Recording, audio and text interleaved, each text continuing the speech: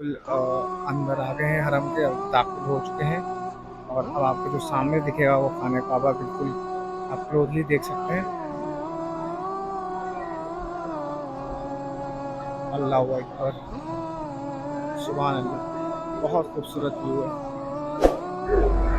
हाँ, तो आप देख सकते हैं हम लोग की बस आ चुकी है जिससे हम लोग को सैर करने जाना है। यही बस है जो हर होटल वालों को प्रोवाइड करी जाती है और देखिए इसी से हम लोग सैर करने जा रहे हैं।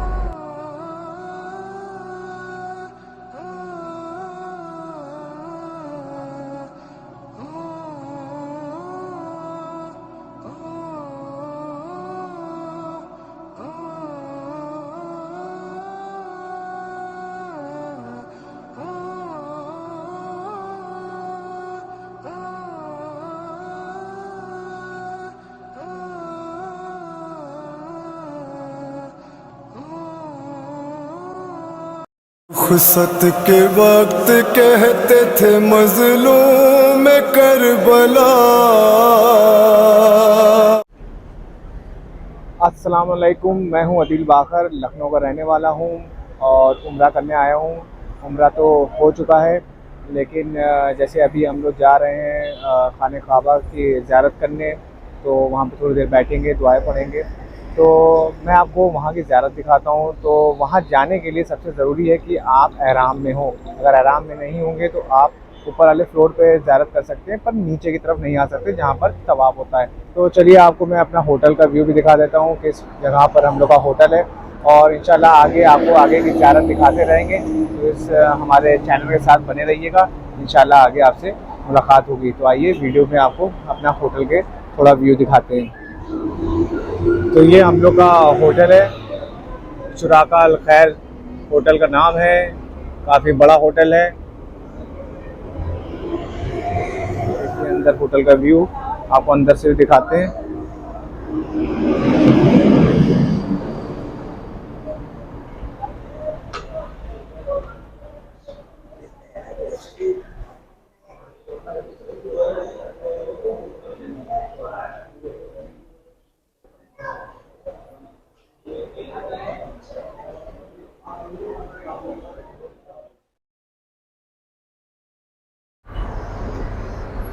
एक दिलचस्प चीज़ और आपको बता दूं, जैसे कि यहाँ पे सऊदी गवर्नमेंट ने एक रूल रखा है कि जो होटल हरम से दूरी पे हैं तो वो बस प्रोवाइड करेंगे। तो हम लोग को ऐसा कुछ नहीं करना पड़ता है कि हम लोग पे करें और बस पे जाएं। यहाँ पे होता क्या है कि बस आती है हर होटल की, और वो हर 10 मिनट पे आती है, वो छोड़ेगी आपको, उसके बाद से फिर वापस लेके आएगी। तो ऐसा वो पूरे दिन भर चौबीसों घंटे चलती रहती है। ये बहुत ही अच्छी चीज़ है सारे ज़ायरीन के लिए कि उनको हर बार अपने पैसे स्पेंड नहीं करने पड़ेंगे अगर आपको हरम की ज़ियारत करनी है, अगर और आपका होटल भी दूर है। तो चलिए वीडियो में आगे मिलते हैं। हाँ, तो आप देख सकते हैं हम लोग की बस आ चुकी है जिससे हम लोग को ज़ियारत करने जाना है। यही बस है जो हर होटल वालों को प्रोवाइड करी जाती है और देखिए इसी से हम लोग ज़ियारत करने जा रहे हैं।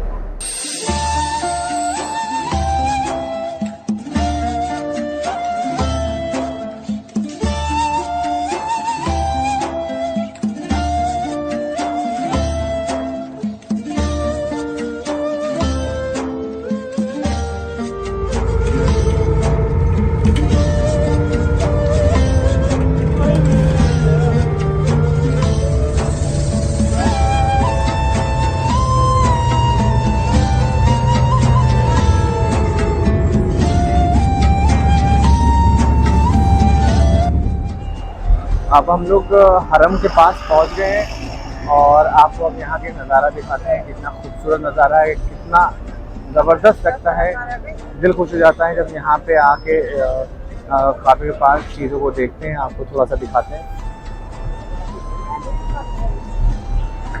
ये जो आप घड़ी देख रहे हैं, ये मक्के से कितना भी दूर चले जाइए ये आपको घड़ी हमेशा दिखती रहती है। चाहे आप गारे हीरा पे हो या गारे सूर पे हो, कहीं पर भी हो, आपको दिखता रहेगा। ये हमारे काफिले के लोग हैं, ये जो जा रहे हैं। सबसे आगे हमारे मौलाना साहब हैं और पीछे काफिले के लोग हैं।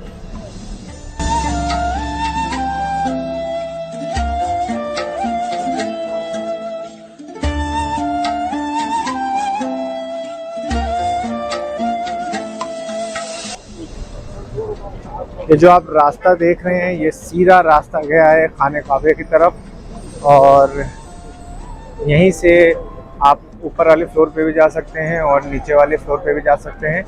जो व्हील चेयर लिए रहते हैं उनको ऊपर वाले फ्लोर से जाना होता है, और जो बगैर व्हील चेयर वाले हैं वो किधर से भी जा सकते हैं। आपको आगे से पास से दिखाएंगे।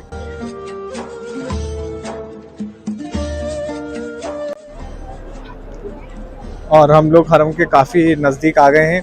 ये जो आप देख रहे हैं, ये जो लोग बैठे हुए हैं व्हील चेयर लेके, ये उन लोगों की मदद करते हैं जिनको तवाफ़ करना है व्हील चेयर पे। वो पूरी आपको ज़ियारत करा देंगे, पर ये चार्ज करते हैं और अच्छा चार्ज करते हैं। कम से कम 200 रियाल या 150 रियाल, इससे कम नहीं लेते हैं। और ये मैं आपको रास्ता दिखा दूँ। ये जो रास्ता जा रहा है ये ऊपर की तरफ, ये रास्ता व्हील चेयर वालों का है। इससे व्हील चेयर जितने भी लोग रहते हैं ज़ायरीन, वो इस पे ही जाते हैं। नीचे व्हील चेयर अलाउ नहीं है, क्योंकि नीचे लोग जो पैदल कर रहे हैं वही तवाफ़ कर सकते हैं, और व्हील चेयर वालों के लिए first floor, second floor, third floor जिस पे भी करना हो उस फ्लोर पे करते हैं। तो ये रास्ता जो जा रहा है, हम लोग पैदल जा रहे हैं, तो हम लोग इस तरफ से दाखिल होंगे हरम में।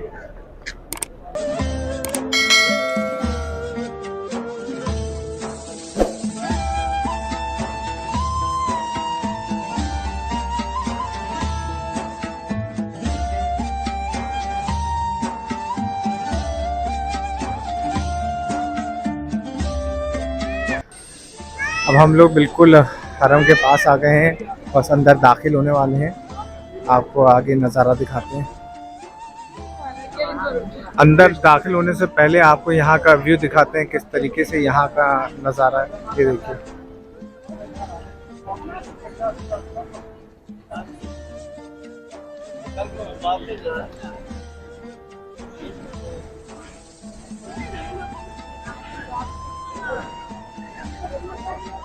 और ये देखिए हम लोग हरम में पहुँच गए हैं। आपको सामने ज़ियारत कराते हैं। ये देखिए आपको खाने काबा दिख रहा होगा। अभी आगे आपको इससे नज़दीक से दिखाएंगे। अब हम लोग बिल्कुल अंदर आ गए हैं हरम के, अब दाखिल हो चुके हैं। और अब आपको जो सामने दिखेगा वो खाने काबा बिल्कुल आप क्लोजली देख सकते हैं। अल्लाह अकबर, सुभान अल्लाह, बहुत खूबसूरत व्यू है।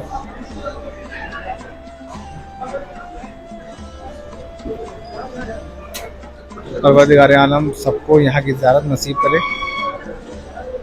ये देखिए, इससे खूबसूरत नज़ारा क्या होगा।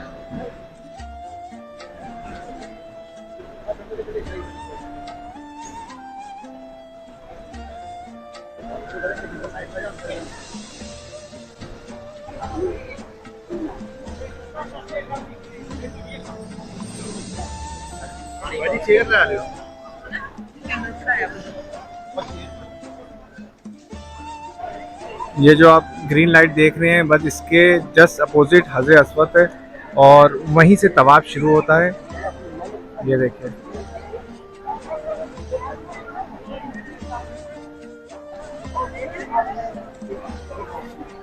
और हम लोग इस रास्ते से दाखिल हुए हैं अंदर की तरफ।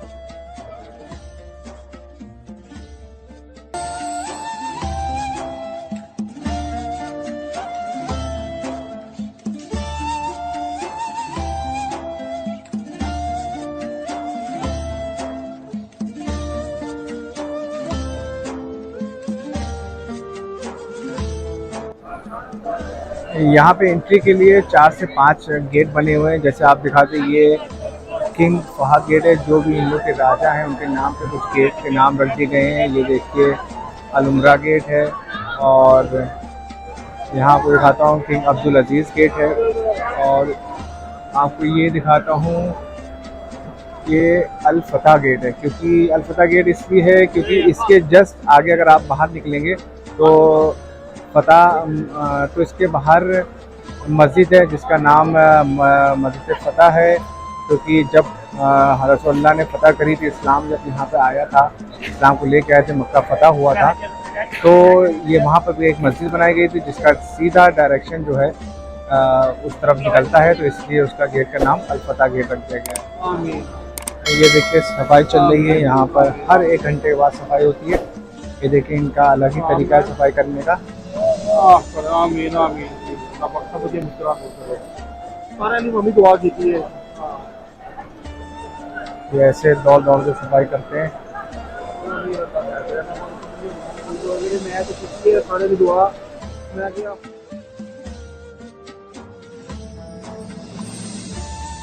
अब आपको मिलाते हैं अपने काफ़िले सालार, अपने मौलाना साहब जो हमारे लीडर हैं हमारे इस टूर के।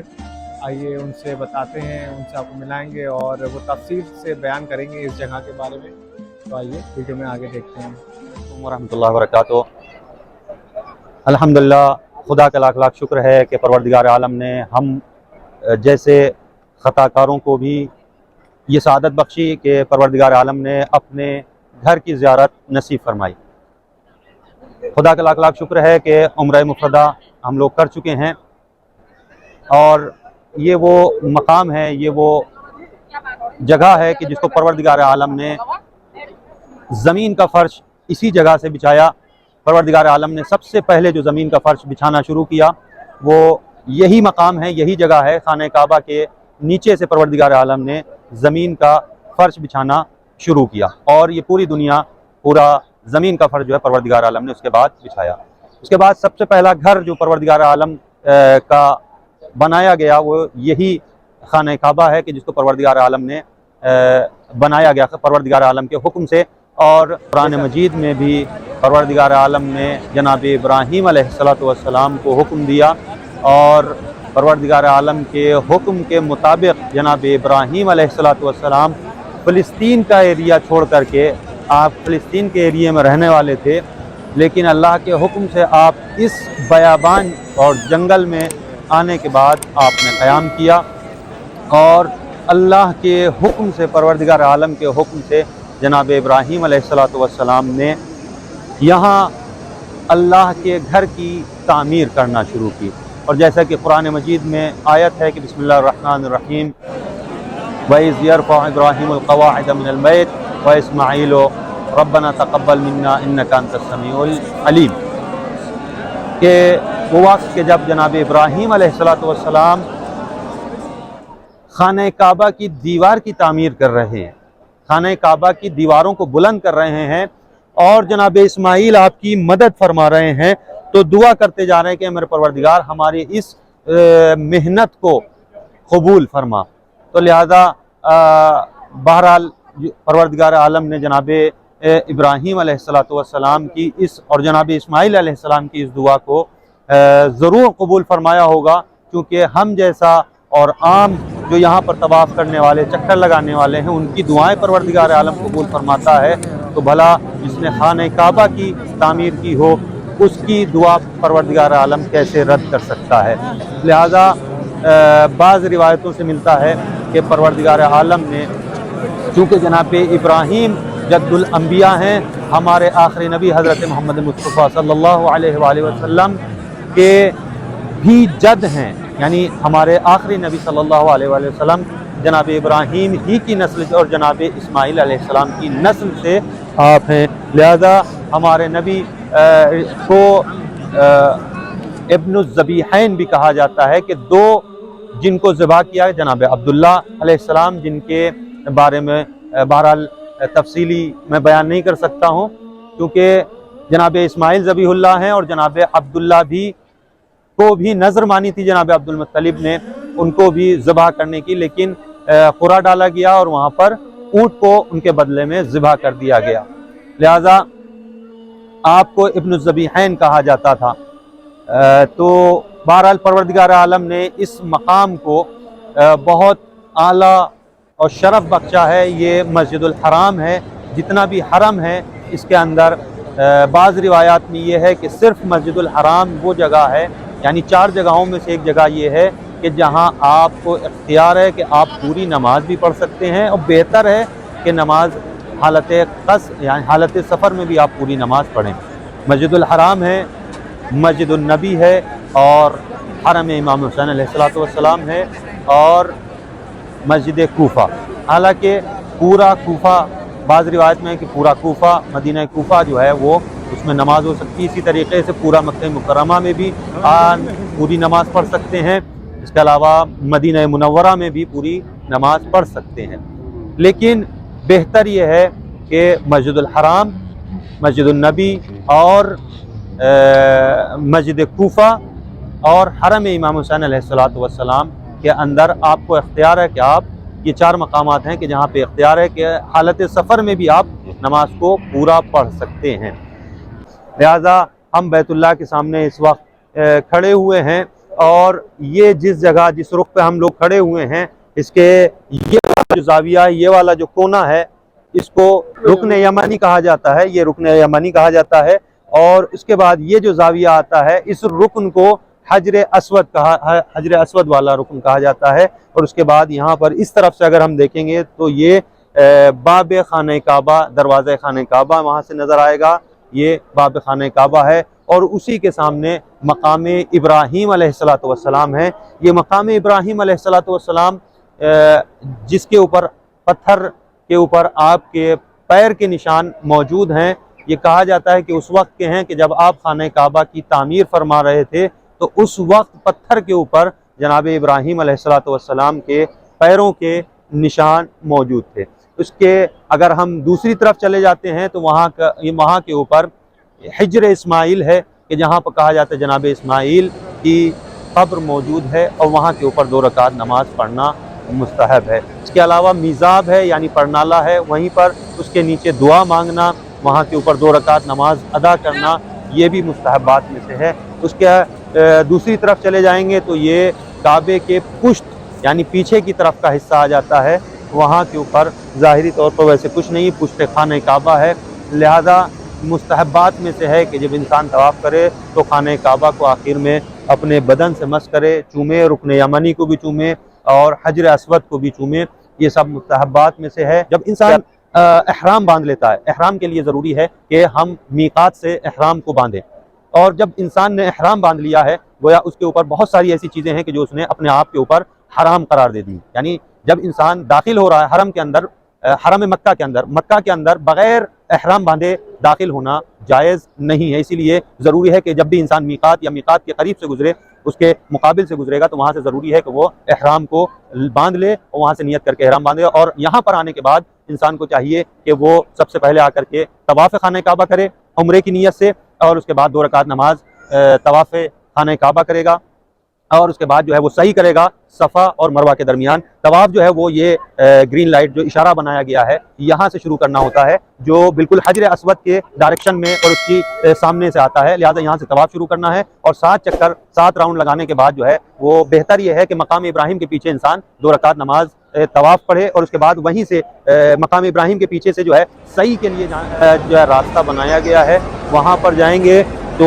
मुस्तहबात में से है कि पानी पिए, जो जमजम का पानी है, पानी पिए, अपने सर के ऊपर डाले, अपनी पुश्त के ऊपर, अपने जिस्म के ऊपर लगाए परवरदिगार आलम, ताकि उसको हर मरज़ और हर बला से महफूज रखे। और वहीं से सफ़ा की तरफ आप जाएंगे और सफ़ा के वहाँ पर जाने के बाद आप नियत करेंगे और सफ़ा की सही सफ़ा और मरवा के दरमियान शुरू करेंगे। सफ़ा और मरवा की जो है, सफ़ा से अगर मरवा जाएंगे तो ये 1 राउंड हो जाएगा और मरवा से आप सफ़ा की तरफ आएंगे तो ये दूसरा राउंड शुमार होगा। इसी तरीके से आपको शुरू करना है सफ़ा से, तो मरवा तक जाएंगे 1, मरवा से सफ़ा तक आएंगे दूसरा हो जाएगा। इसी तरीके से फिर तीसरा, 7वां जो है वो मरवा पर जा कर के ख़त्म हो जाएगा। और उसके बाद इंसान को तक़सीर करनी है। तक़सीर के बाद यहाँ पर तक़सीर ज़रूरी नहीं कि यहीं पे की जाए, बेहतर अगर यहाँ कर सकते तो यहाँ कर लें, वरना होटल जा कर के, बाहर जा कर के भी तक़सीर कर सकते हैं। उसके बाद जो चीज़ें इंसान के ऊपर हराम हुई थी वो सारी चीज़ें यानी एहराम इंसान उतार सकता है, सिवाय औरत के, ज़ौजा के, वो उस वक्त तक के जायज़ नहीं है जब तक कि वो अपनी तवाफ़ुन्निसा और 2 रकात नमाज तवाफ़ुन्निसा अदा न कर ले। इस तरीके से जो है उम्रे मुफ़रदा या उम्रत तमत्तु मुकम्मल हो जाता है। तो परवरदिगार आलम से दुआ है कि परवरदिगार आलम तमाम मोमिनीन जो भी तमन्ना रखते हैं उम्रे की, हज की, परवरदिगार आलम उनकी नेक तमन्नाओं को पूरा फरमाए।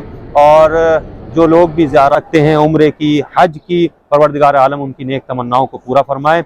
और जो लोग भी ज़ियारत के ऊपर जाना चाहते हैं परवरदिगार आलम उनकी इनकी तमन्नाओं को पूरा फरमाए। ऐ मेरे परवरदिगार, हम तेरी इस बारगाह में दस्त बदुआ हैं, तेरी बारगाह में इस जगह के ऊपर खड़े होकर तेरे दरवाजे पे आए हैं। मेरे परवरदिगार, यहाँ पे हमारी तमाम ख़ताओं को माफ़ फरमा। ऐ मेरे परवरदिगार, हमारी इस मुख्तसर सी इबादत को कबूल फरमा। ऐ मेरे परवरदिगार, जो लोग बे औलाद हैं उन्हें औलाद सालिह इनायत फरमा। जो लोग मक़रूज़ हैं उनके क़र्ज़ गैब से अदा फरमा। जो लोग हज व ज़ियारत के मुश्ताक़ हैं उन्हें हज व ज़ियारत से मुशर्रफ फरमा। रब्बना तक़ब्बल मिन्ना इन्नका अंतस समीउल अलीम वमा अलैना इल्लल बलाग। अल्लाहुम्मा सल्लि अला मुहम्मद व आलि मुहम्मद व अज्जिल फ़रजहुम।